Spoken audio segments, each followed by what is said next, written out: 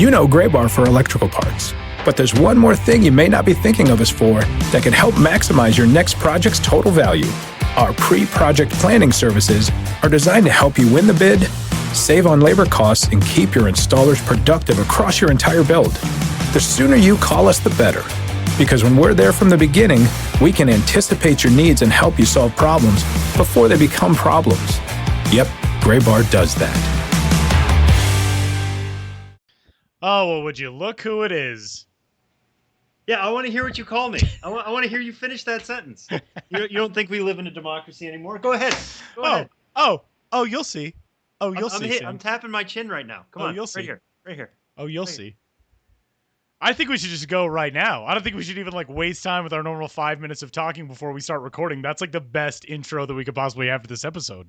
Well, Ben's starting with us. Unbelievable. I'm sorry. All right, well, I'm leaving this in so you know that when we started recording this, dear listener, this was the start to our phone call, but we're going to pause and we're going to talk to Ben, and then we're going to bring it back for the real show. That's coming up next.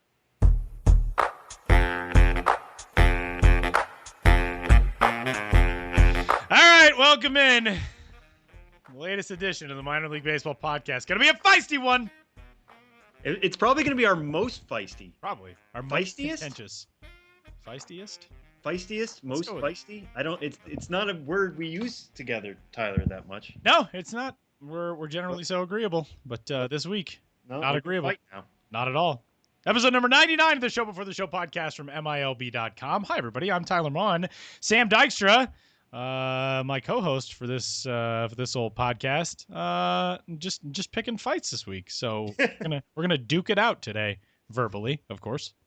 Hopefully, we're both standing by the end of it, or we'll have to meet somewhere in between, like Cincinnati, and just duke it out there. All fights have to go down in Temecula, as Twitter told us a few years ago.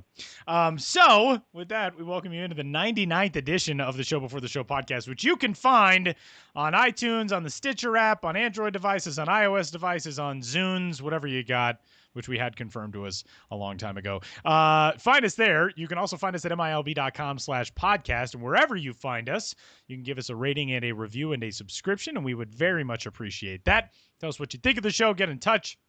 Podcast at MILB.com. Sam's on Twitter. He's at Sam Dykstra, MILB.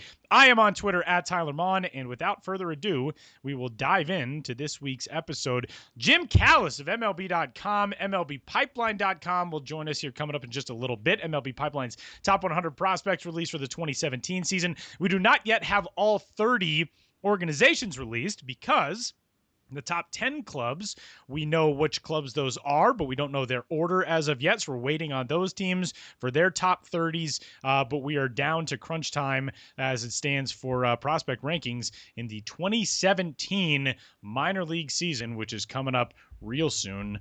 And that, by the way, brings us to a conversation that affects a top prospect and leads off for strike one this week in the Minnesota Twins organization, where news came down today that Alex Kirilloff will miss the entire 2017 season. The outfielder and the number 3 overall prospect in that Minnesota organization will undergo Tommy John surgery on his left elbow, the team announced Wednesday. We're recording this on Wednesday. MLB.com's Rhett Bollinger added a 9-month rehab process will follow the procedure, and after that, he could begin baseball activity in 5 months. After that, then really becomes the road back to actually getting on the field. But this is a big blow.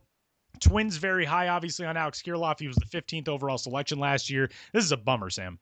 Yeah. We had him on the podcast. We did. I think it was episode 91, beginning of this year. He was definitely a guy who sounded like he was excited for the season to come, for a full season to come, for that first spring training. I remember we talked to him. He was already down in Florida, assuming he was rehabbing that elbow injury. He went through a procedure, hoping he could just kind of rehab it. The Twins hoped he could just rehab it.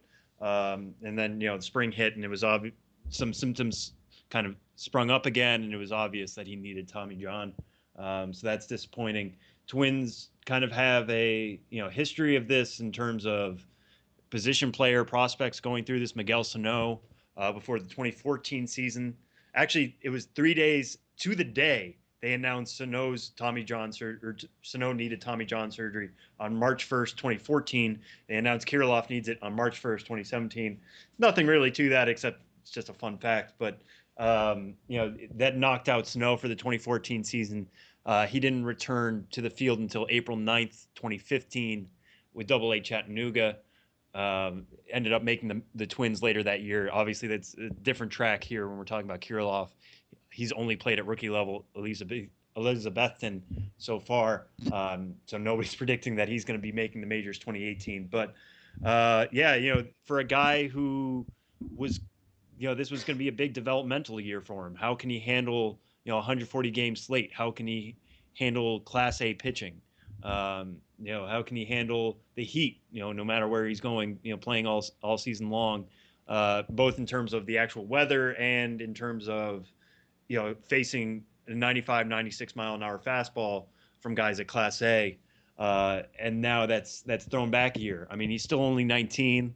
Not that you ever wish Tommy John to come to somebody, but, for an outfield prospect, it happened early in his career. It's not going to set him back horribly.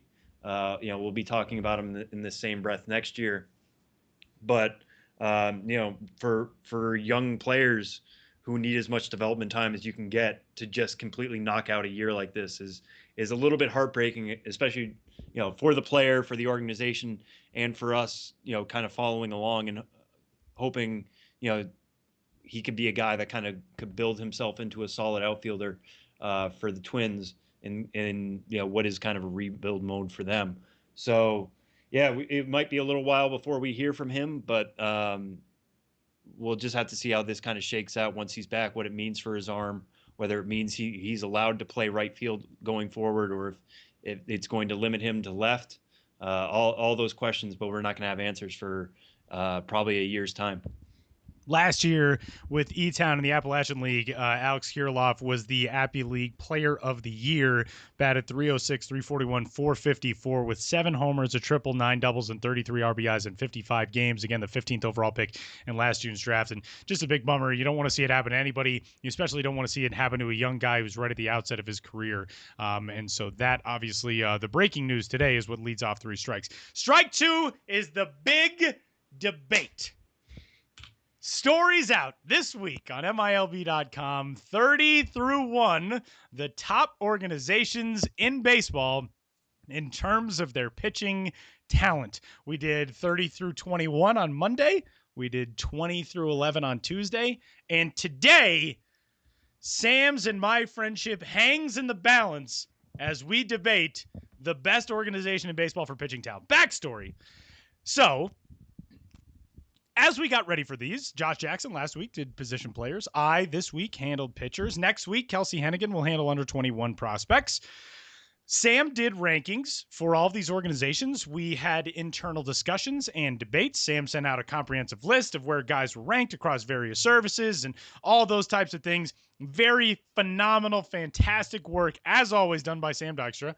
Sam and I discussed some movement in, the lower third, and I don't think actually we had any movement in 20 through 11. I think we were pretty much in lockstep on that.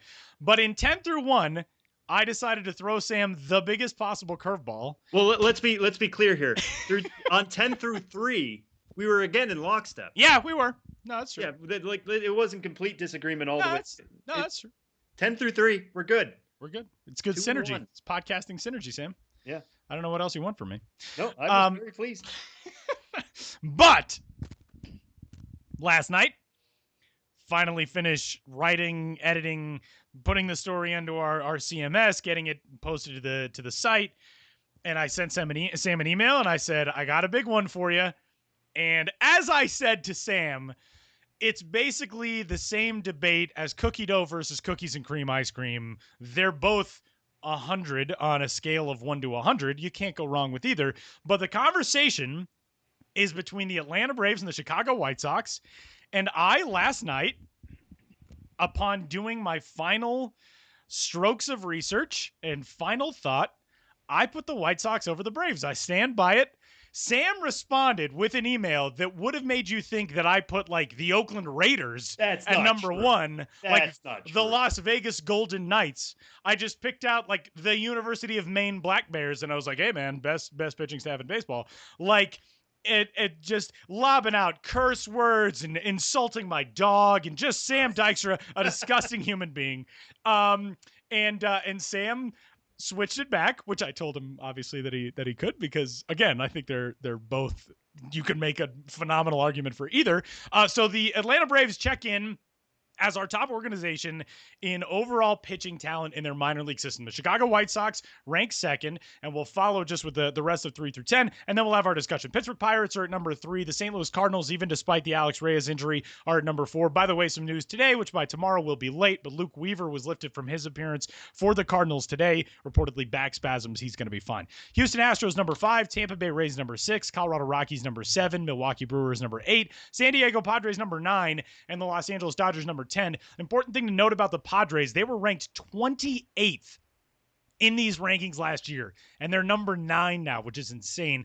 The only other team to make a move at least close to that was the Chicago White Sox. They jumped 17 spots, but they come in at number 2 now, Sam. Yes, they do. Explain yourself! I want you to explain yourself first. Okay. Give the I will. Give the version for the White Sox. My email, and I kind of explained it this way to Sam in my email. When looking at the White Sox system, to me, the level of upper echelon talent in that system, and upper echelon talent that is closest to the major leagues, is better than the level of talent in the Braves system, despite the Braves having greater depth. I think the impact potential of the guys at the upper end of the White Sox system is greater than the group that the Braves have that may be deeper, but I just don't think is of quite the same caliber. Again, it's like ranking number 1 and number 1.1. But the other thing that really stands out to me about it is the guys in the White Sox system have been able to prove at higher levels that they have the ability to be successful. Yes, there is some shine off of this system in terms of the fact that Lucas Giolito struggled last season. Reynaldo Lopez is likely headed to the bullpen, although I don't think that's a knock. The way you see pitching staffs managed these days, people talk about Reynaldo Lopez and say, he's probably going to be a reliever. Yeah, look at what relievers are doing now. This is the age of relievers in baseball. I don't think that's a negative thing for him. Michael Kopech, yes, he threw 110 miles an hour with a light ball from a crow hop, whatever. But the dude has an 80 grade fastball. He's going to be in Double-A this year. And Carson Fulmer, who is one of the top talents, hasn't yet proven it, but one of the top talents to come into the game from the college level, hasn't proven it, I should say, consistently at the upper minors or in the major leagues. Carson Fulmer is the 5th ranked prospect in that organization. He's only been in professional baseball for really a season and a half, and he made the big leagues last year. I just think those guys, not to mention that the White Sox exiting last season, their number 7, number 8, and number 10 prospects were all pitchers as well. Spencer Adams, Zach Birdie, and Dane Dunning. I just think that's like 4 guys that are legit number 1 to number 2 caliber guys. Now, Lopez, you probably move out of that argument because he may end up well in the bullpen. But those guys, to me, man, that I don't know how you can argue against that. The thing that sticks out most is that they've done it in the upper minors. The Braves guys, there's a ton of depth there, but there's a lot of depth in Class A Rome's rotation last year. And that's not to knock the Rome Braves. It's not to say that that's not talent or it's not guys that should be valued. But the guys that are higher on the level in that organization don't move the needle for me quite as much. And ultimately, that's what a minor league system is about, is who is going to contribute at the major league level and make the biggest impact. So that was why I went with the White Sox. Sam went with the Braves. Sam is the arbiter of all things. So the Braves end up winning in this one because we don't live in a democracy, as I said on Twitter. But your thoughts, Sam? Well, I have your thoughts on how you're wrong, I should say. Oh, well, of course. Yeah. I mean, I think that every morning. How am I wrong today? So it's this thing today, I guess. But we're too socially conscious. No, it's so much like I agree with you that the White Sox certainly have maybe the higher ceiling guys. I mean, Giolito we've been high on for a while. Kopech we've been high on since we found out what his velocity truly could be. Carson Fulmer, as you mentioned, a high pick. Reynaldo Lopez was kind of a breakout guy last year, but Giolito really struggled in the majors. I know they're, as high as MLB Pipeline ranked him, at number 11, I know a lot of people have him significantly below that. Reynaldo Lopez struggled in the majors last year. Carson Fulmer struggled in the majors. Yes, these are guys who have reached that, and we know what they can do there compared to the Braves. It's easier to say they haven't struggled in the majors yet because they haven't been there yet. But there's just as good and a high ceiling as these guys are. To call them ones and twos, yes, that it's possible. If everything clicks, if Lucas Giolito finds his control again, right? It's all in velocity again in these that discussions. could happen. The Braves, I'm just looking at the list right down. I wrote down names that I'm legitimately excited for in their system. There's 1, 2, 3, 4, 5, 6, 7, 8, 9, 10, 11. 11 pitching prospects that I think have a legitimate chance to make the major leagues. And most of these guys are starters. There are only 5 spots in a rotation. Like you do not have this. And let me just list them off before we. They're Colby Allard, Max Fried, Ian Anderson, Luis Gohara, who they got this offseason from the Mariners. Not a top 100 prospect yet in MLB pipeline. I know other sites do have him as a top 100 prospect. Sean Newcomb, Mike Soraka, Tuki Toussaint, Patrick Weigel, Joey Wentz. And you kind of keep going on, and it's like Kyle Muller, I forgot. Lucas Sims had a really strong couple seasons back. AJ Minter could be a guy who could pitch in the bullpen this year for the Braves and do that incredibly well. I mean, I just go down this system. You get into the 20s before you find a pitcher who you're like, I don't really like this guy's potential. And it's just that level of depth that I have not seen, this is going to be my 6th season. I haven't seen this level of depth in terms of pitching prospects or position player prospects in any system since I've started covering this. I mean, maybe the Astros a couple of years ago were as close as you kind of got, and that has worked out pretty well for them. But for the Braves, they've decided, we're just going to get as many pitching prospects as we can. And the best 5 arms in about 3 years are going to be the ones who win out. And maybe we have some relievers, maybe we have some guys we trade off to turn into other pieces, whatever. You're right. These guys have not proven themselves in the way that, the guys in the White Sox system or Dansby Swanson or Ozzie Albies have at the upper levels yet. I think Sean Newcomb is kind of in that group, among that group, the only guy who's pitched at AA or higher, and we know of his control issues. But just the way they're kind of playing the pitching lottery in terms of just depth of arms that could all very easily foreseeably make the major leagues is just too impressive for me to ignore. And then just to compare that to the White Sox system, I think after Zach Birdie, then you have Alec Hansen, who I think is a promising arm. Dane Dunning has some questions, Spencer Adams, and then we're really trailing off. And that's just the top 10 in the system. You have to get into the 20s when you're talking about the Braves before you have kind of similar question marks. I just can't ignore that depth. I mean, as much as I like making these things, what is the impact talent? I think the Braves have both that and the depth that kind of pushes them over. I think the ultimate debate here comes down to the concept of having just a massive collection of really promising arms, but at a lower level, because a lot of dudes fall off in high A, even more dudes fall off in double A, or having a smaller group of arms that have proven they can be successful at the upper minors and have shown flashes of being successful in the major leagues. Yeah, I mean, we did see some struggles, and as I've sat in on things in courtrooms before, so I think I questioned the witness first, then Sam did. Now I get my rebuttal, and then I think that's it.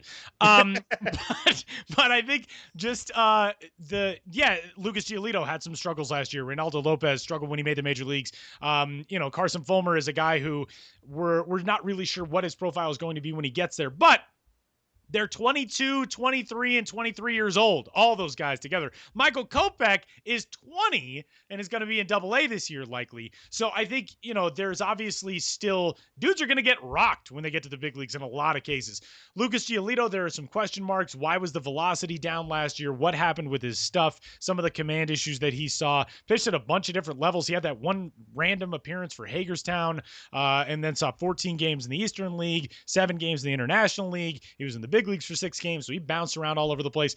The Nationals fell off of him very quickly for some reason last year. Reynaldo Lopez, seemed like he was kind of the second prospect in that deal, more along the lines of a guy that I think the Nationals felt like, well, if this can make this deal possible, we'll include him. The fact that they had to include Dane Dunning in that deal is still just mind-boggling to me, the amount of talent that the Nationals conceivably gave up for Adam Eaton, but that's a discussion for another time. So I think the ultimate discussion here is the White Sox have a group of guys that are closer and I think have a higher ceiling than the guys in the Braves system, but the Braves have more guys who are potential arms in a major league rotation down the road. So, as Sam said, what the Braves have right now, there are very few things you can compare that to on the position player side or the pitcher side. I think maybe the Cubs with position players a couple years ago, like Sam said, the Astros, that's about as close as you can get. We've been comparing the building of that system to what the Cubs did with the way you just like 2015, 2014, you look down the Cubs top 30 and it was just like dudes who would have been top 5 prospects on the position player side in any other system were like in the back 20s with the Cubs organization. And that's what the Braves are doing right now with arms. But I think that's what it comes down to ultimately is guys at a higher level, smaller group, guys at a lower level, bigger group. And there's no wrong way to go. For the record, I go cookies and cream. I mean, that's the thing. I think we're, bits aside, I think we are in agreement that both are very desirable. I mean, as much as you want to make it seem like I made it sound like you chose the New Hampshire Fisher Cats, or not New Hampshire Fisher Cats, the Maine Black Bears, for the number 1 rotation in the minors. I really like the White Sox. I like the potential they have to hit on these guys is immense. I think Rick Hahn, at least, for our jobs, was the winner of the offseason in terms of rebuilding what was a really down system. But I just can't ignore that back end. You mentioned at the top, the White Sox were one of the highest climbers in terms of pitching prospects this year. And the reason, they were down so much last year is because they pretty much only had Carson Fulmer. You add Giolito, you add Kopech, you add Lopez, and you add Zach Birdie, and it does get significantly better. And that's to the White Sox credit. I'm not trying to take anything away, but that back half that is still there is not as shiny as I think a top pitching system should be. See, this is so contradictory because in the email, Sam said, quote, "I hate the White Sox and I'm trying to take it all away from them," unquote. And I want this read on the quote, podcast. Your words. All the White Sox fans whose favorite team I'm denouncing can hear me. Well, email in. By the way, I just want to say Kelsey Hennigan's on my side. So, that's why I call her our best pal on the podcast. She told me. Mm-hmm. So there. I know. I told her before this. She gave me a look, but that's okay. So if you're a White Sox fan and if you're a Braves fan, a lot of things to be really pumped about, and that's what it comes down to. But let's talk about some of these 3 through 10.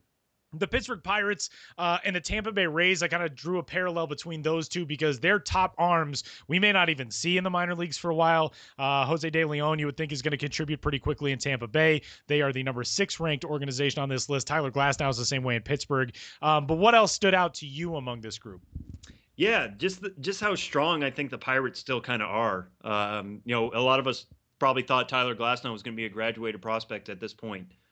He's not, because of some rough goings of his own in the majors. But Mitch Keller, a guy we talked to on the podcast in the past, had such a great season. I wouldn't sleep on Nick Kingham, who is coming back from Tommy John surgery in 2015. I think he's a guy who could very easily slip into that mode of being a 3 or 4 starter. And when you're already building around Garrett Cole and Jameson Tyone and Tyler Glasnow and all these other guys they have in that system already in terms of rotation, they don't need Kingham to be anything more than a 4. But he could even be a 3 if he shows health this year. So that system remains really exciting for me, which kind of, I guess, surprised me when I first sat down to kind of send you what my initial thoughts were on this, is how high I was on the Pirates still. And just to kind of move down the list to number 4 at the Cardinals. Yes, Alex Reyes is out for the year. Yes, that's a major bummer. He's still immensely talented. We know Tommy John surgery is easier to come back from than it used to be. It's not necessarily a career record like it used to be. We still have to, take it with caution. We don't know what he's going to be like when he comes back. We don't know if the command's going to come back. He already had some control issues. So are those going to be even worse? But you go down that list, Luke Weaver, has just been dominant in the minors. I really want to see him take that to the major leagues. He's talked about adding a couple pitchers to his repertoire. We'll have to keep tabs on that this spring. Sandy Alcantara is a guy who has a 70 grade fastball. Dakota Hudson and Junior Fernandez have really high velocity. They were given 65 grades on the 2080 to scale for their fastballs. So a lot of just really potentially high ceiling guys in that system. They're not there yet beyond Reyes and I think Weaver. But that system, again, is pretty deep as Cardinals, pitching systems have been in the past. So you can check that story out at MILB.com. That's the top 10. 11 through 20 came out on Tuesday, and 21 through 30 came out on Monday. So you can go find your team, or you can also not find your team if you're like an Angels or Mariners fan or Diamondbacks fan. Sorry. You can probably skip it. Strike 3 this week, Sam. We'll move away from yelling at each other, which I think is the first time that this has happened on this podcast. But strike 3 this week. The spring has opened. Games being played all across the majors and minors. Minor league teams against minor league teams. That hasn't started yet, but we've seen prospects in games. Who's standing out to you so far in the spring?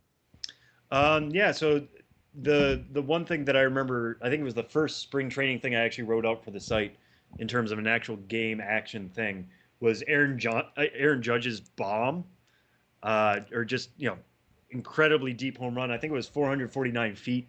First home run for anybody in spring training in 2017. Yeah, it went way out to left center. Like I said, 449 feet, which is just an absolute blast.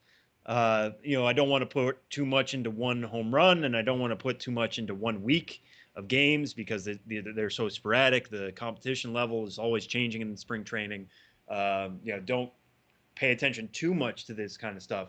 But for Aaron Judge, who we talked back when we were doing prospect projections, he's a guy fighting for the right field job for the Yankees, and what is going to get him there? It's his power.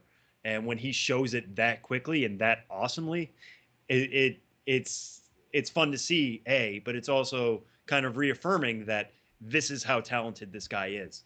And the other thing we always have to keep tabs on with him is his contact rate. As of when we're recording this, I think he's only struck out once in 9 at-bats.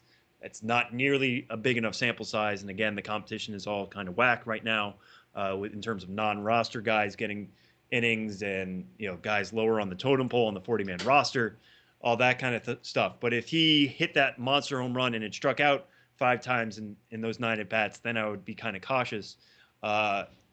This start that he's having so far is a little bit more cause for optimism. It's how these things kind of build. It's how you start to win a job. Now he needs to carry it to week 2 and week 3 and carry it, through the end of March, and we'll see how that kind of goes. But that homer certainly caught my attention, and I'll be keeping even a closer eye on him. One other note from spring training, we've got a really good story up on the site right now from Alex Kraft, is a Q&A and a profile of Mariners top prospect Tyler O'Neill. There were some stories out of the Seattle media this week. Tyler O'Neill, this is a thing I did not know about him, plays the piano brilliantly, apparently. So you can go check out Alex's story, and then you can go track that down as well, because, in light of Moonlight beating La La Land, as it should have, we'll give a plug to the poor people who play piano who are not pleased this week. Why not? Yeah. Make it happen. You talented people out there who can play piano. All of you people who need a lift. And also can mash home runs and look like Tyler O'Neill.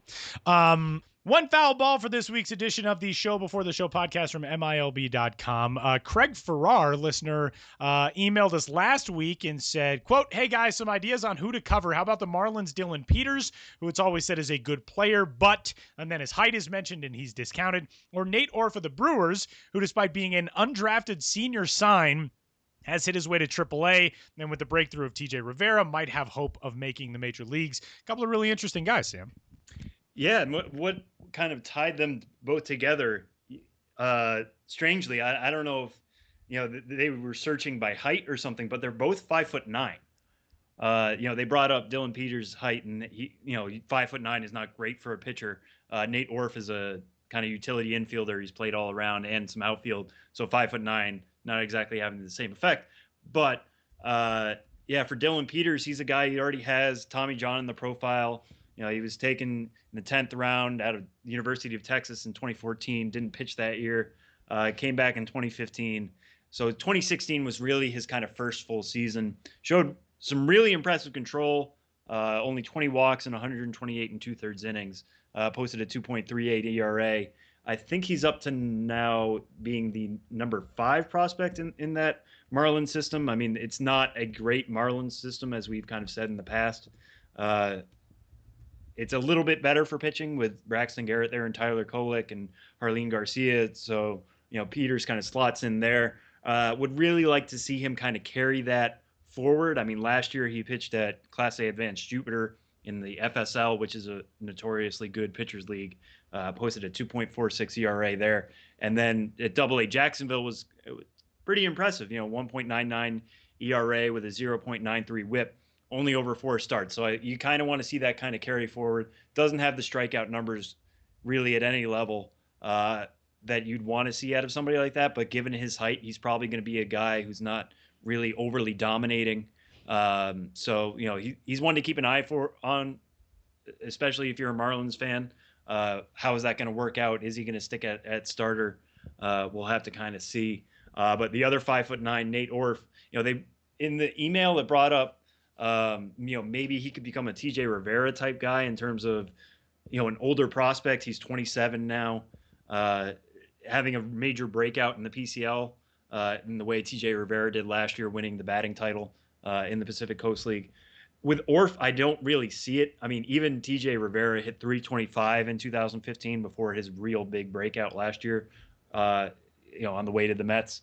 Last year, Nate Orf hit 288 with a 749 OPS. Doesn't have much power, you know, only hit 2 home runs at AAA Colorado Springs. Not a heck of a lot of speed with 6 steals. He could be a really interesting utility piece. Like I said, he's played second base, he's played some third, he's played some short, a little bit of time in the outfield. And the Brewers, you know, with the way they're going through their rebuilding process this year, wouldn't surprise me, you know, if a need arises, that they put him on the 40-man just to kind of see what they have in him. It's really no pressure. I don't foresee a breakout in the way we saw with Rivera for Nate Orf, but, you know, he is a depth guy to have in the system. We'll have to keep an eye on him and see what he can kind of put together in that, you know, second go through in the PCL. So there you have it, guys who are 5'9". Good dudes. My dad's 5'9". So that'll wrap up 3 Strikes and a Foul Ball for this week's edition of the Show Before the Show podcast. And coming up, we're going to talk with a senior writer from MLB.com and MLBpipeline.com, Jim Callis, who will give us his take on the great pitching organization debate of 2017, plus a whole lot more from Arizona, where Jim is currently checking out spring training. That's coming up next on episode number 99 of the Show Before the Show.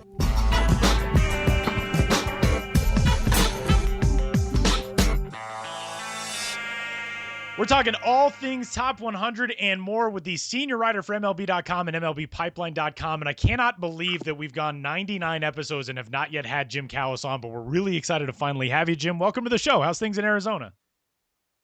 It's good. It's good. It's like I actually had rain on back-to-back days, which I didn't think was possible in Arizona, but we had clear skies and clear baseball today, so that was good. All right. Well, we're going to start with a question for you that has brought some debate to the podcast today, and then we're going to get into everything else. But we just finished up our organization rankings, our farm system rankings for pitching groups in every organization. So we went 30 through 1, and at the top, we have, in no specific order, the Atlanta Braves and the Chicago White Sox.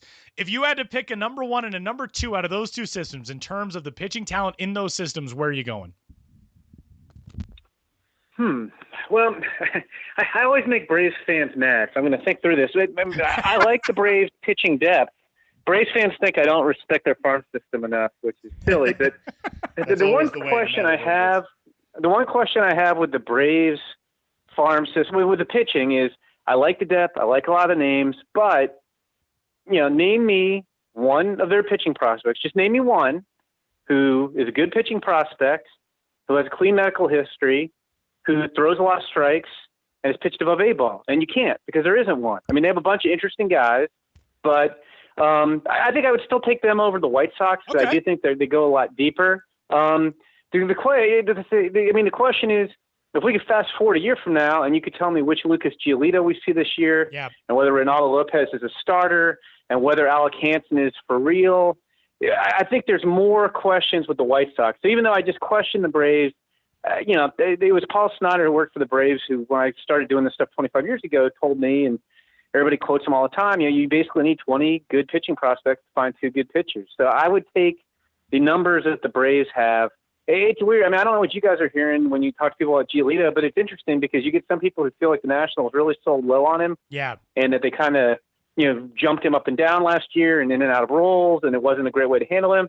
And then I talked to other scouts who just don't think he's athletic enough to repeat his delivery on a consistent basis and be a starter, which is interesting because nobody ever really said that before last year. So I just don't know what to make of him. So I will take the Braves. Who did you guys have as the number 1 pitching organization? So we had the Braves there, which that's Sam's vote. I went with the White Sox. Sam and I had a very healthy discussion about it, but kind of we were along the same line. Sam, very high on the depth. I kind of had the same thought process that the guys who have pitched in Atlanta system have pitched in such low levels that I went with the White Sox because their guys were a little bit older. But I guess that brings us to kind of an overarching point, which is right now it sort of seems like it's those 2 organizations. Then it's kind of everybody else in terms of pitching talent, doesn't it?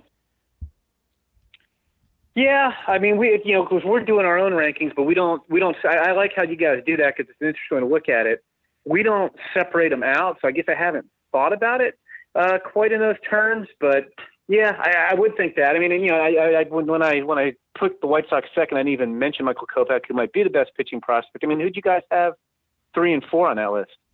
We went with, at number 3, we had the Pirates, which obviously we might not see Glasnow for long. And then we had the Cardinals at 4, even despite Reyes' injury, with Weaver today leaving a game. It seems like he's healthy, but that was where we went 3-4. 5 through 10, we went Astros, Rays, Rockies, Brewers, Padres, Dodgers.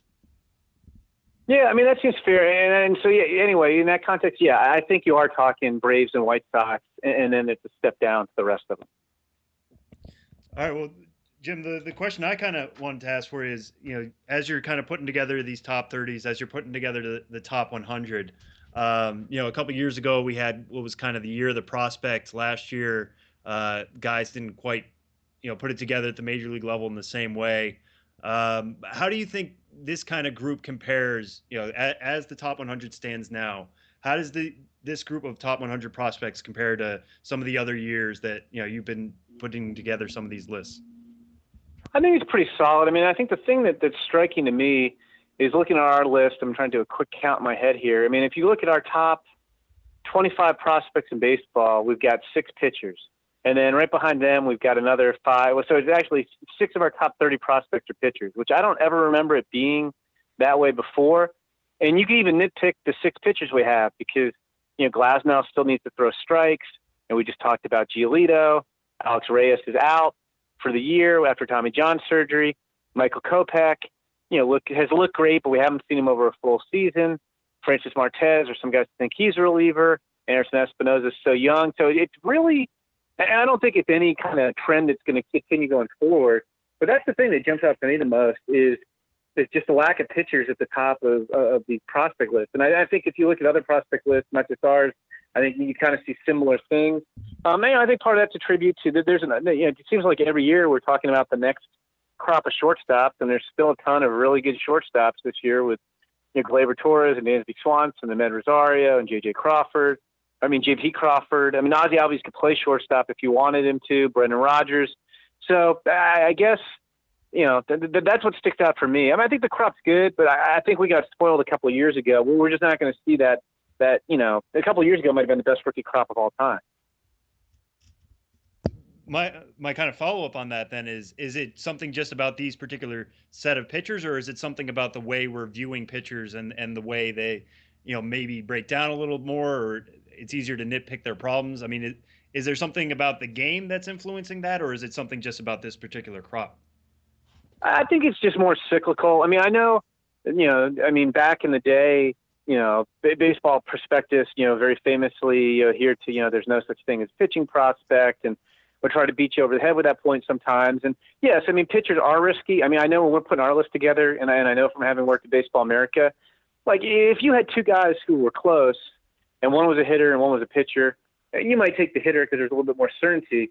But we definitely didn't go into this saying pitchers are riskier. Let's sandbag them a little bit. I just, it's just kind of I think a cyclical coincidence right now. But we have a bunch of pitchers after that, on the rest of the list. But just at the very top, it seems like most of the best prospects in baseball right now are position players. And I mean, you could flip that the other way and say it's not necessarily a shortage of pitching or a knock on how the pitchers are going. Maybe we're just seeing another wave of outstanding position players. Jim, you mentioned that really talented group of shortstops, and yeah, like you said, we were spoiled a few years ago with it seemed like not only the best shortstop class ever, but maybe the best rookie class ever. But this year, that seems like it's the top position group, arguably. And Gleyber Torres, Dansby Swanson, Ahmed Rosario, J.P. Crawford, Brendan Rodgers, Willie Adames, who we just had on the show last week. Those guys seem like a group that would be at home in any other top prospect type of year, but among especially those top four, Torres, Swanson, Rosario, and Crawford, who do you think ultimately has the highest ceiling of those guys to make it to the major leagues, stick at shortstop, and be a guy for a team to build around? I think they all do, but I mean, I would go with Torres. I mean, I don't think he's as good defensively as, say, Ahmed Rosario, but I think he's a legit shortstop who plays the position, gives you solid defense. I don't think he's going anywhere, and I just think he's got the highest offensive ceiling of those guys. His hands are just so quick, and they work so well at the plate and in the field. I mean, I think that's a guy who, theoretically could, maybe challenge for some batting championships and hit 20-plus homers a year and play you a real solid shortstop. So I would go with him. And when we're talking about kind of farm systems, and I know you guys are putting together your top 30s, you're getting into the top 10 now. But when you look at how some of these systems are kind of constituted in terms of, upper talent, lower talent, what have you, what is one you're kind of fingering for being one that's going to have like the most helium this year? Has most guys who you think could have kind of a breakout season if you had to pick one system like that? That's a good question. Well, you know what? It might be the Padres. We were joking. You could almost do a top 30 list of Padres prospects who weren't in the organization at the start of 2016 because they've acquired so many guys through trades, through the draft, through international. So I think it might really be the Padres. It would be the system that jumps out for me. I mean, you are going to lose a couple guys off the list. Margot and Renfroe are going to graduate to the big leagues, barring something surprising. But I think Cal Quantrill could take a big leap forward. I think Anderson Espinosa, who we mentioned earlier, could be the best pitching prospect in baseball by the end of the year.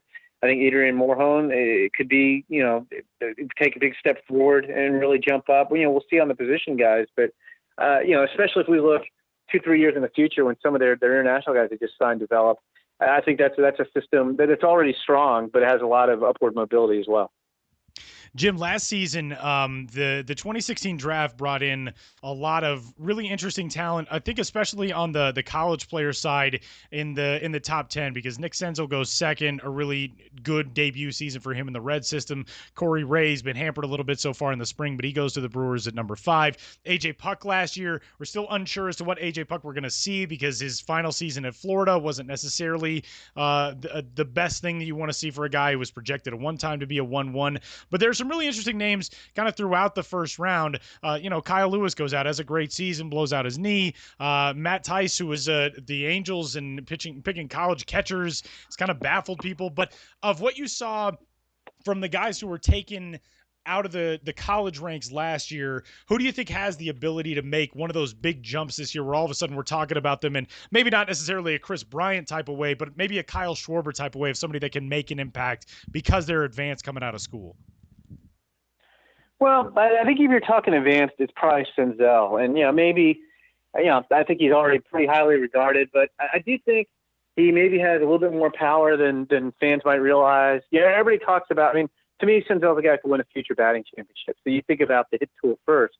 But, he's got, I think with that hitting ability, he also can drive the ball. He's got some power there as well. I think he plays pretty good third base.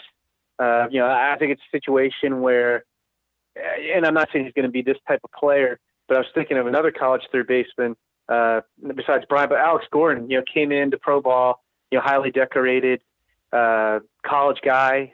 My draft memory fails me a little bit, but I want to say Alex Gordon was the number 2 pick in the draft too. And Alex Gordon was the minor league player of the year in his first year. And I just think, Nick, Senzel is such a gifted hitter that it wouldn't shock me at all if he came in and just had, went out and hit, I don't know, 330 with 20 homers in the minors this year and really jumped up the charts even more. And while we're talking about the 2016 draft, news broke today about Alex Kirilloff needing Tommy John surgery. You guys have him at number 98. Obviously, you ranked him there before the surgery was announced. But when you hear something like that, we went through this with Reyes a little bit. Kirilloff is a position player prospect, so it's not as big an effect. But when you hear like something like that, how does that kind of shift your projections for a player like Kirilloff? Yeah, yes, it's funny because we actually talked about that. Do we want to do anything with the top 100 with Kirilloff getting hurt? And my quick thought was no, because I don't think it really affects his career long term. I mean, it probably delays him getting to the big leagues by a year because he loses the year's worth of at bats or half a year or whatever. But like at least in his case, I mean, we always feel good about guys coming after Tommy John surgery, although you don't always get your stuff back. I mean, John Lamb didn't get all his stuff back, for instance. But, with Reyes, while we feel like he's going to come back, I mean, we did lower Reyes, who was originally number 6 on our top 100 after the news of his Tommy John surgery broke. We lowered him on our list. I don't have him in front of me. I think we put him about 15 or 16, somewhere around there. But with Kirilloff, I mean, at least you hate to see it happen to the guy and you hate to see him lose the at-bat, but it really shouldn't affect him going forward. Jim Callis, the senior writer for MLB.com and MLBpipeline.com. MLB Pipeline rolling out the top 10 farm systems in baseball this week. The Tampa Bay Rays are number 10, Cincinnati Reds are number 9, Colorado Rockies are number 8, Pittsburgh Pirates are number 7. By the time you hear this on Thursday, 6, 5, and 4 will have been released, and the top 3 systems are coming out on Friday. And Jim, just for a final point, you're down in Arizona right now. You were out at the Brewers Complex today. Just kind of give people an idea of what it's like for you at this time of year. And I know I got a chance to meet the Arizona Fall League back in October, and so you're down there at that time of year. You're down there obviously for a lot of spring training. What are you doing this time of year, getting a chance to check out prospects and evaluate guys? What is March like for you? Yeah, it's pretty fun. I mean, I will say I'm here a little bit early. The WBC kind of throws everybody's schedule off, and we contribute to MLB Network's 30 teams in 30 days coverage, so we kind of go to whatever camp they're at. But the problem with being here this early is none of the minor leaguers are really doing a whole lot. I mean, some of the guys report early. I really haven't seen guys do much other than in major league game action. I did see Corey Ray take batting practice today before I interviewed him, so that's been kind of the highlight. But it's fun. I mean, I'm looking forward. I'll go to Florida later in the month when minor league games are kind of in full swing, and to me, there's just nothing better than being on a backfield with 2 or 3 games going at once, and you can kind of walk from diamond to diamond and then pick who you want to look at. That's the highlight for me, is seeing a bunch of those guys in action. And if you were headed down to Arizona or Florida, you can do that as well. Most complexes provide you pretty easy access to the backfields. You can wander around, check out prospects, get a chance to talk to guys sometime. And you could talk to guys like Jim and guys like me and Sam. And we're both headed down to Florida and Arizona here in the coming weeks. And it's a fun time of year. Obviously, the hope springs eternal cliche is a cliche for a reason, because everybody can be excited in March.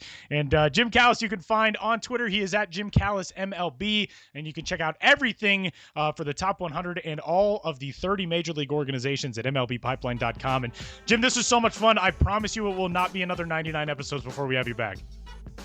All you had to do was ask. So, yeah, it's always fun talking prospects. I love talking prospects. Love being here in Arizona and heading out to Florida for spring training. Great time of year. Thanks, Jim. We appreciate it. And yeah, we'll do it again real soon. Sounds good. Thanks, guys.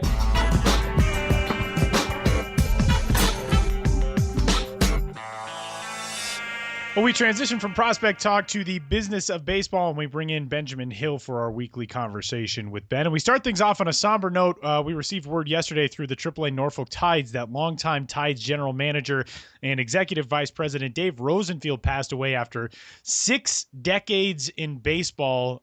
Started working in the minor leagues in 1956. 60 plus years he worked in minor league baseball. Really fascinating guy. I mean, one of the real titans of the game, Ben. A big loss for the Norfolk community and the baseball community at large in the minor leagues. Yeah, Dave Rosenfield is a sort of a minor league lifer from a totally different era, who, as you said, was in minor league baseball for 60 years. He started off in Bakersfield in the 50s, where he would occasionally coach and throw batting practice and just be involved in any way possible. He's, of course, synonymous with the Norfolk Tides, Tidewater Tides before that. He came on with them when they were in the Carolina League and then transitioned with them to the International League. He passed away at 87 years old. Through the years, I got a chance to write about him in various capacities. He co-authored he wrote a book. It was an as told to book with his Albuquerque Isotopes general manager, John Traub. And I wrote about that book. It's called Baseball, One Hell of a Life. And, he really did have one hell of a life. He created the International League schedule, and before that, the Carolina League schedule for almost 50 years, and did it all by hand and was doing it well into his 80s, doing it all by hand and, grumbling about all the teams giving him problems like, what do you want me to do? There's 14 of you. He was a man known for speaking his mind and being a kind of salty guy. We were just laughing about stories about the Dave Rosenfield we've heard through the years, and some are detailed in his book. A man of voracious appetites who admitted to eating raw hamburger meat on crackers as his favorite snack, eating just hot dogs right out of the package, and weighing almost 400 pounds at one point. He got in better shape as the years went on, but he, was not shy about saying, I don't know how I lived this long, given the kind of life I've had. And so everyone in minor league baseball who's worked in minor league baseball for any amount of time knows the guy, and a big loss.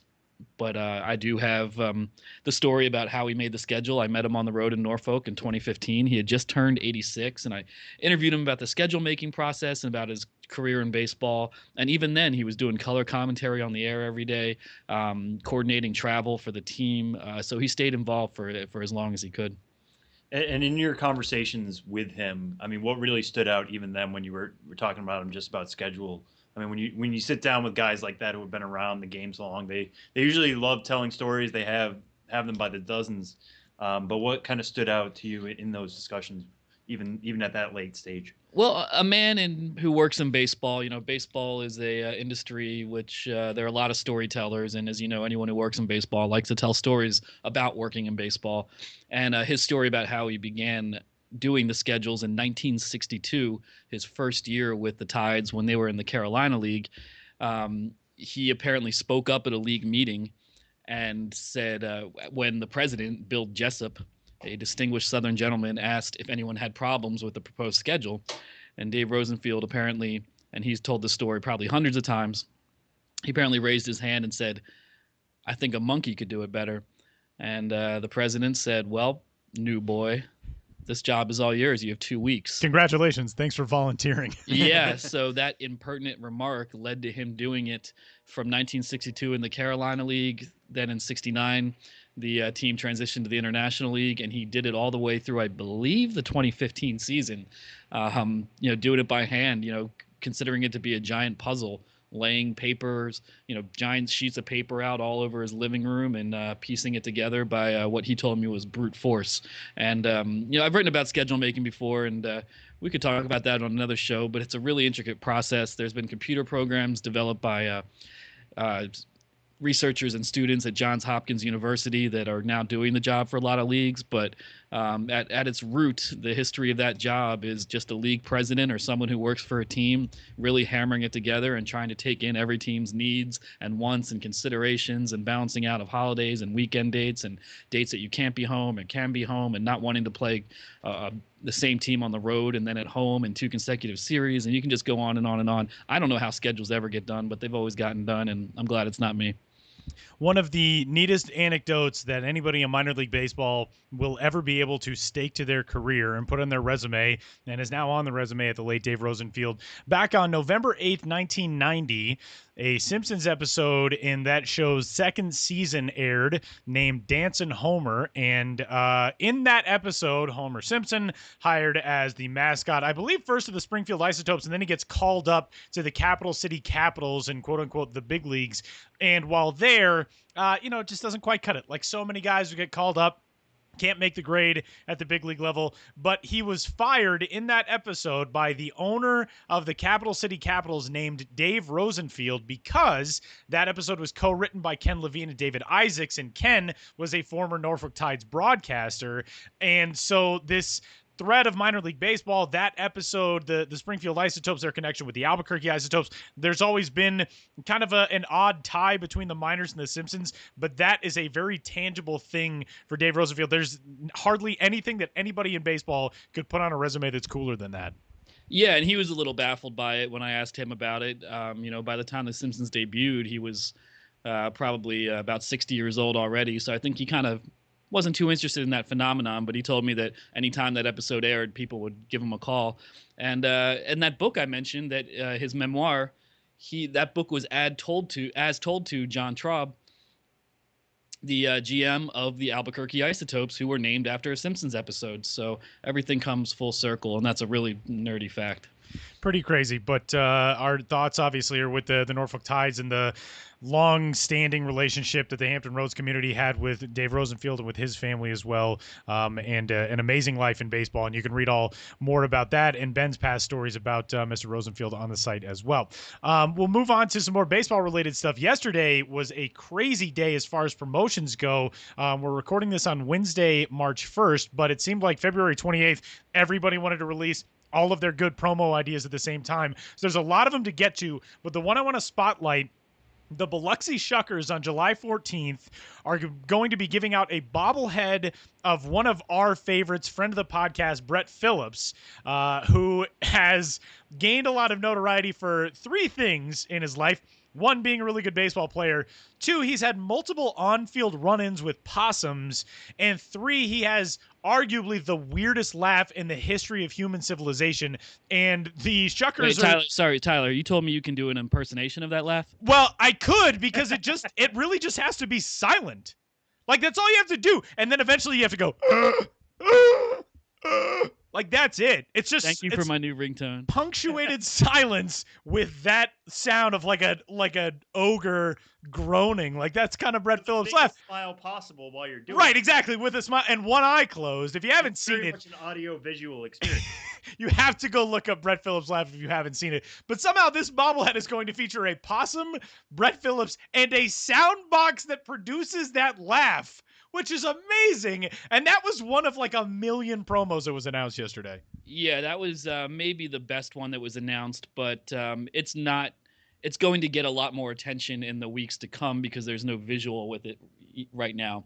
And as you know, on the internet and things going viral, you need the visual. But that is what I believe must be the first bobblehead ever created in honor of a MLB Blooper of the Year award, which was the Brett Phillips wrangling the possum on the warning track. And that's what precipitated this whole giveaway. Which he did last year in Biloxi and also did back in 2014 when he was in Quad Cities.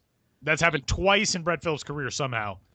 Yeah, but when stuff like that happens, you could say coincidence, or you could say, like, is that person putting themselves in situations in which they are more likely to wrangle a possum? I think he's attracted. Have him out for Brett Phillips. I think he's attracted to possums. I mean, I don't mean like attracted to possums, but I think, like, when most people would see a possum, they'd be like, that's not my situation. I feel like he gravitates towards that situation, and all the power to him. He's made I don't want to say career out of it because that's not his career, but he's gained a reputation for that. And credit to Biloxi, who, they played their first season 2 years ago, didn't have a promo schedule because they started the season late while they're waiting for their ballpark to open.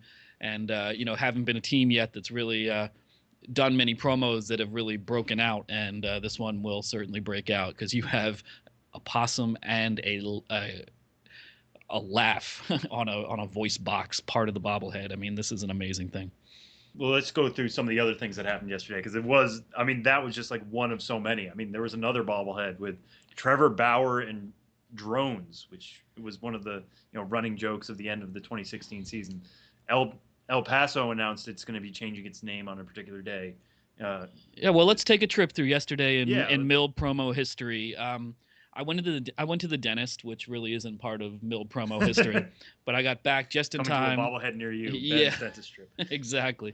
But when I got back, just in time for the El Paso Chihuahuas big announcement, and that is that on Wednesdays they were going to have Diablos days, and they're going to wear 1987 era El Paso throwback uniforms every single Wednesday. And those are really cool uniforms. Tyler, I would imagine you're a fan. They have a sort of West Texas style Padres sort of vibe to them, I would say.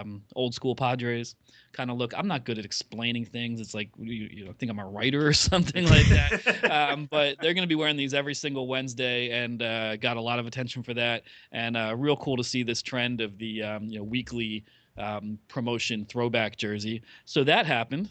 Then we had Fresno, who you always know are going to bring it with the promos. They have a bobblehead slate of Lincecum and Posey, in their post-World Series championship hug, the Buster Hugs bobblehead. They have Madison Bumgarner wrestling a grizzly bear, and that's a bobble arm. They have Tony Kemp driving in a Fresno Tacos uniform, driving a taco truck. Which he was pumped about, by the way. He tweeted that he thought that was really cool, so...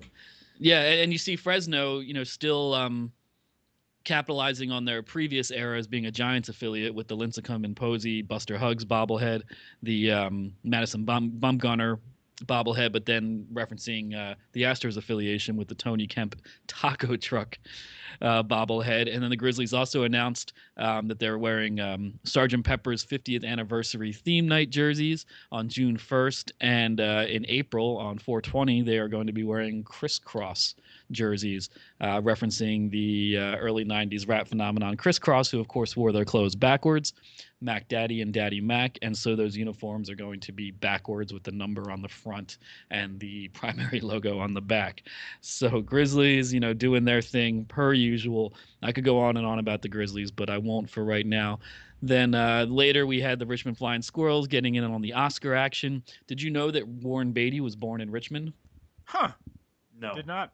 I did not either. That's new. And so the Richmond Flying Squirrels, their mascot, Nutsy, I guess looks like an Oscar statue if you make him into an Oscar statue. So in honor of the Oscar night gaffe involving Warren Beatty, the team is giving away Nutsy Oscar statues and, of course, inviting Warren Beatty to the ballpark to hand them out. And I think there's, of course, a very, very strong chance that Warren Beatty will be there. I'd put it at 90% chance. I mean, why wouldn't he show up at the ballpark? Then we had the Biloxi Shuckers with Brett Phillips, as we mentioned. The Round Rock Express did that last year for their What Could Have Been night. They became the Round Rock Fire Ants.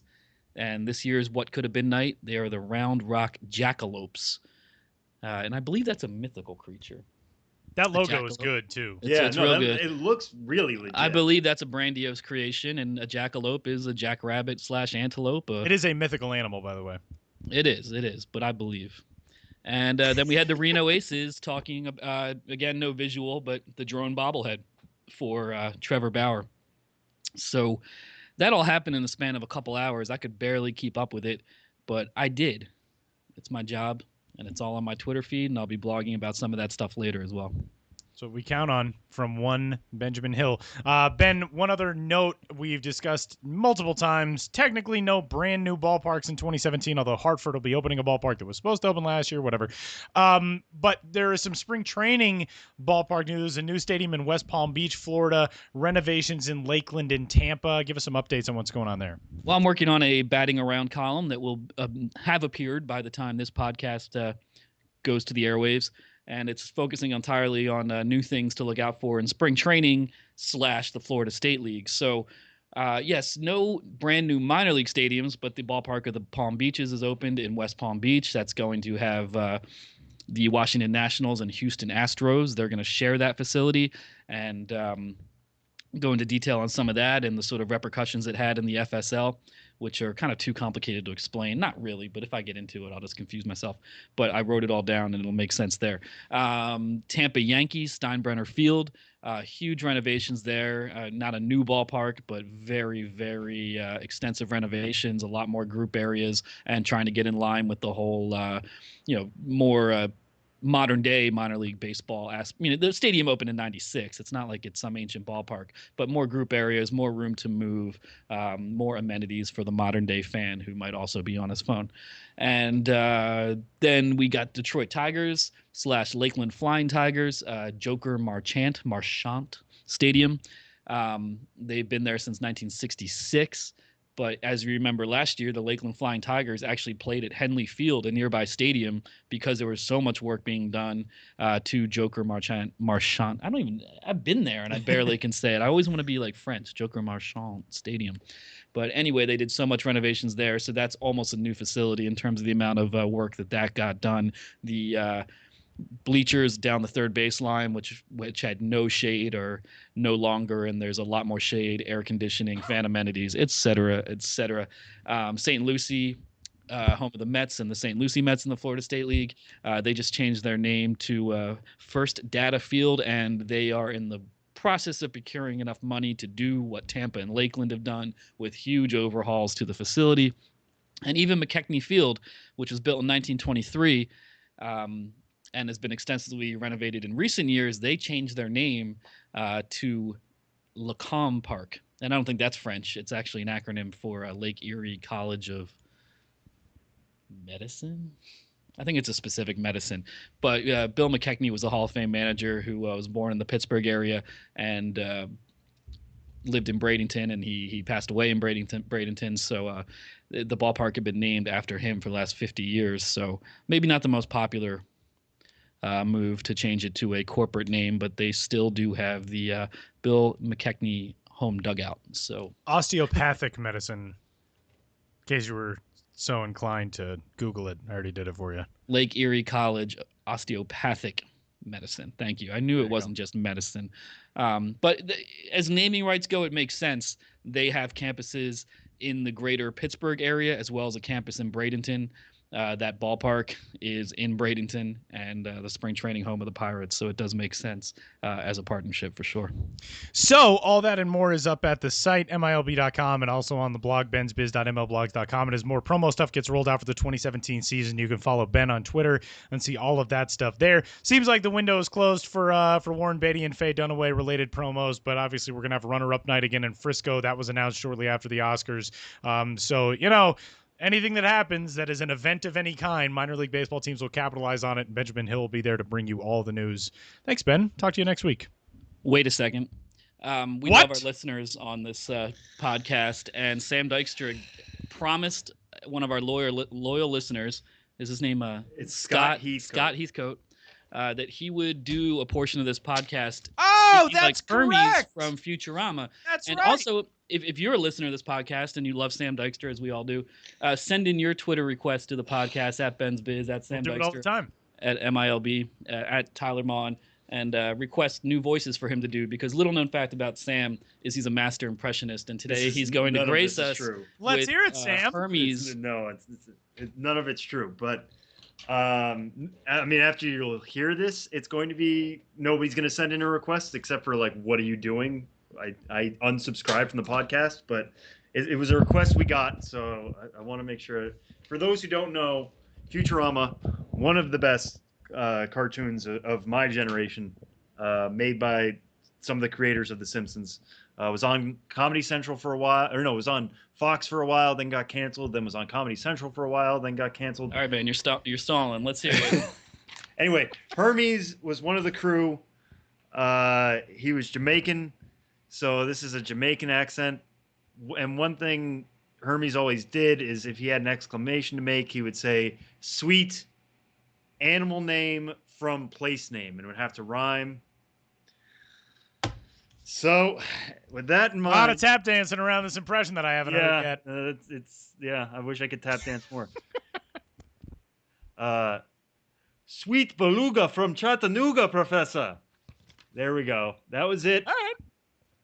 That was it. All right. That can be your new ringtone, your new whatever. But now it's over. Combine that with my Brett Phillips laugh impression. This is we'll create a whole line of ringtones. Okay, so before I get out of here, can you say that one more time, Sam? While Tyler, you laugh like Brett Phillips. Ready? Okay, ready? Go. 3, 2, 1, go. Sweet beluga from Chattanooga, Professor. All right.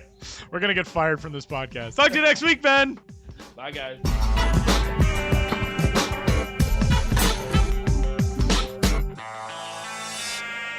Wrapping up episode number 99 of the Show Before the Show podcast. Jim Callis is on Twitter at Jim Callis MLB, and as we mentioned, Benjamin Hill at Ben's Biz. And one thing I like about the Jim Callis conversation is that he goes with the Braves. Okay, I'm fine with it. I can admit it.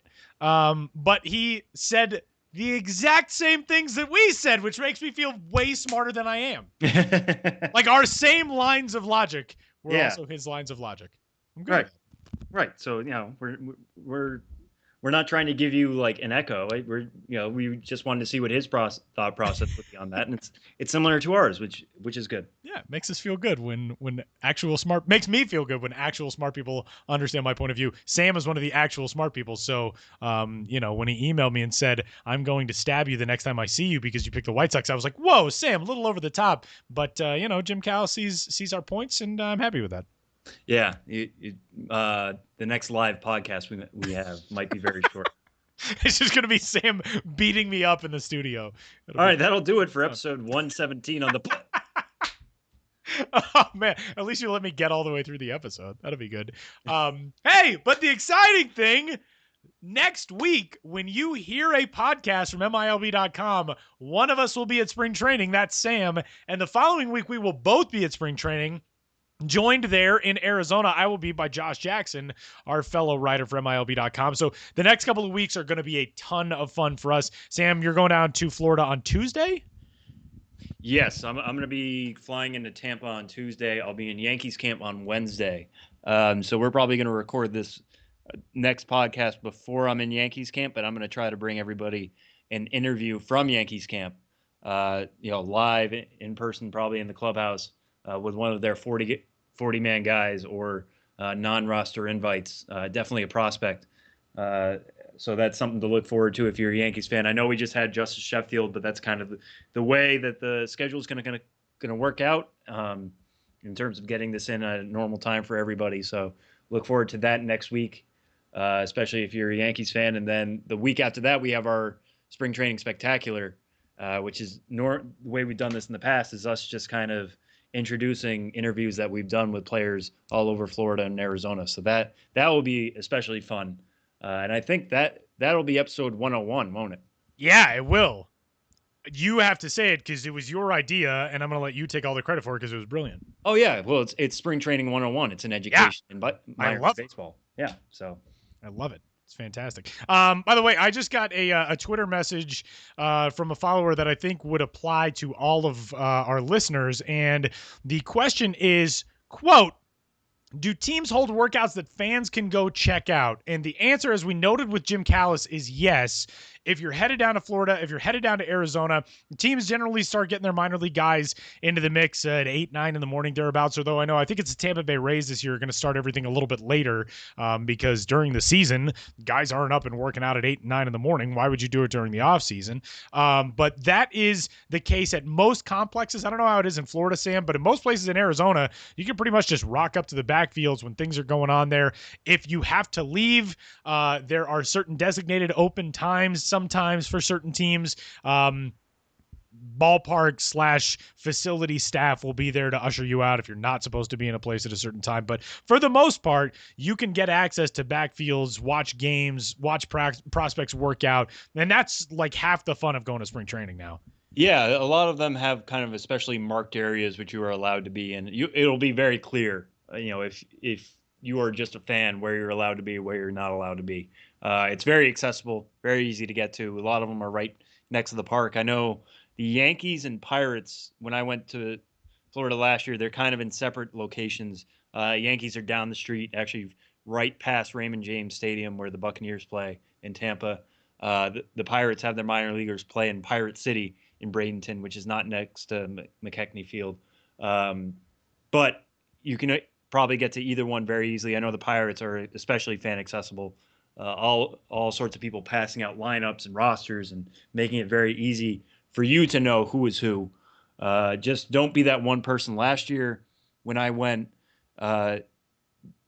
Jake Maurer, who is the brother of Joe Maurer, is a manager in the Minnesota Twins organization.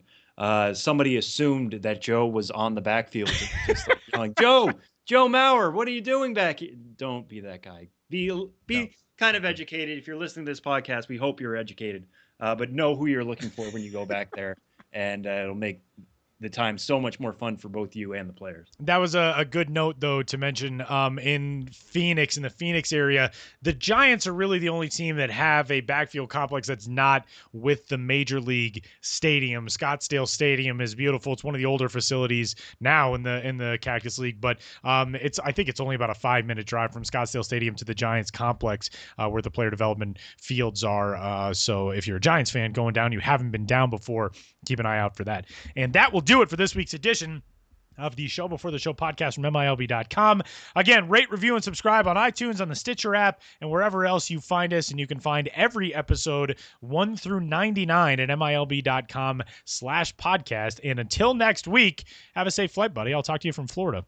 Yeah, we'll do. It'll be a much sunnier, redder Sam talking to you next week. That sounds fun. And we'll talk to you all next week. Enjoy our last edition before finally we get to watch actual live baseball. We'll talk to you then.